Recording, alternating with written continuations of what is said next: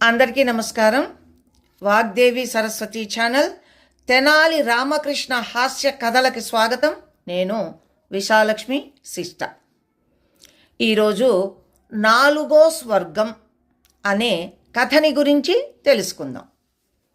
ఒకరోజు రామలింగడు చాలామంది కవులతో మాట్లాడుతున్నాడు.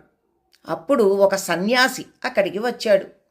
సన్యాసి వాళ్ళందరి ముందు గొప్పలు చెప్పుకోవడం మొదలుపెట్టాడు. ఈ భూలోకం ఎక్కడ చూసినా పాపాలతో నిండిపోయింది. ఇది భరించలేక నేను ప్రతి రాత్రి స్వర్గానికి వెళ్ళిపోతాను, అక్కడ ఉండి వస్తూ ఉంటాను అని బడాయిలు కొట్టాడు. రామలింగడు సన్యాసి బడాయి కోరుతనం గమనించాడు. అతనికి బుద్ధి చెప్పాలి అనుకున్నాడు.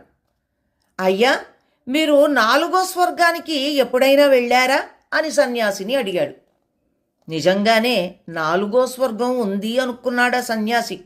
దానిని చూడలేదు అంటే అందరూ నవ్వుతారు అని కూడా అనుకున్నాడు.